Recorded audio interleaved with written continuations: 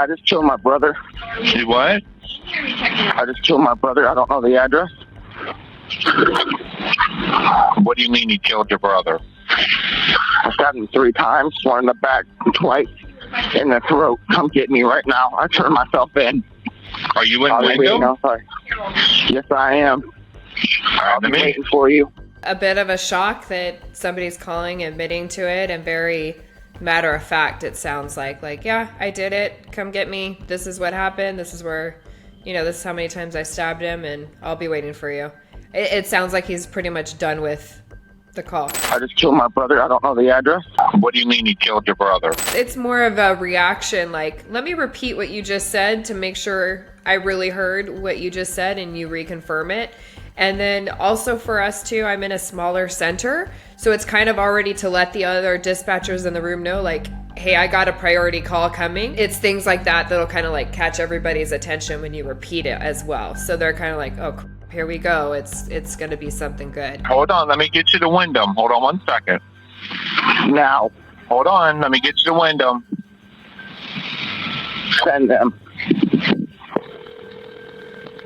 You don't know what the address is? 911, where's your... No, I don't. I'm hanging up. No, sir, hold on. Hello? Let them know what road you're on.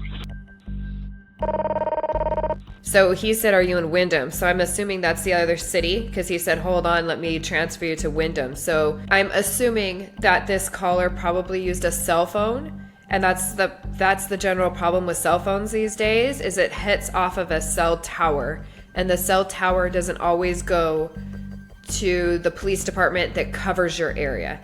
Sometimes it goes to what we call highway patrol, or the officers on the freeways. Sometimes it goes to bordering agencies or bordering cities.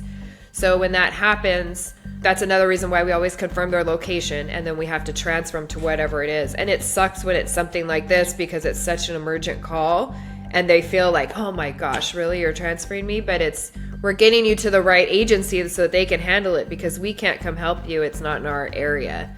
So it can get frustrating at times, but that's just what happens with cell phones. Like, landlines were such a great thing because it was plugged into your house, so we knew exactly where you were calling from. 911.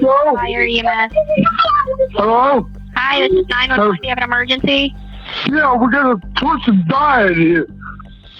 What's that? Yeah, a person's dead. They're 12 years old. There's a person dead?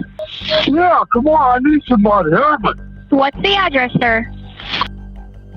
Okay, let me get you over to Wyndham. Stay on the phone for me. Hurry up. Yes. Hurry up. The first caller didn't give really anything, right? And he just kind of hung up on that second dispatcher. So all they have is a male stabbed his brother, and he's dead supposedly, and he didn't give the address. So what we get on cell phones, presuming that's what it was, is we get latitude and longitude, so we can kind of like pinpoint the general area of where he's calling from within a specific meter range. And so they'll start sending units to that area, as well as seeing who the cell phone carrier is. And then we call the cell phone carrier, and sometimes right off the bat they give us the location of exactly where that person was who just used the phone, or at least where the phone's registered to. So it might be 2 separate places, and we'll send people to both separate places. Sometimes they won't give it to us right away, and we have to fill out a form and then fax it over to them and then call it back. So sometimes there's a delay there. And then we got the second call. We can't assume that it's the same call. It probably more likely is, because both latitude and longitude might line up with the address that man gave, but we can't always assume that it is, because sometimes I've been working where there's 2 car accidents where 2 cars flipped, and we're like, oh, it has to be the same thing. And it's not. They're in separate places. So you can never just assume that that's where it is. It's better safe than sorry. So you want to check everything. And they might cross-reference the phone that guy used too, the first caller, because we store all of the contacts that we've ever had with people. So we might see like, oh, this guy's called before, or we've been out to his house, here's that address, and check that also. So there's a lot that we do. We don't just be like, oh, well, hopefully they call back. We would also be calling back the numbers if they just hung up, kind of thing. And if they don't answer, then that's just what we give the units. We just tell them, this is what the caller said. They're not picking up the phone. We're checking the cell phone carrier.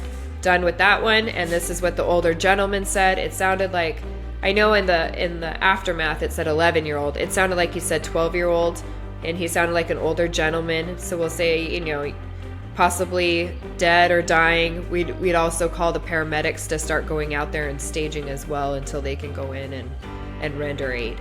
So there's a lot going on. We don't just say, oh well, somebody hung up. Like, we do everything we can to find them. So when we get short calls like that, sometimes the calls take a lot longer than the call itself to get them help.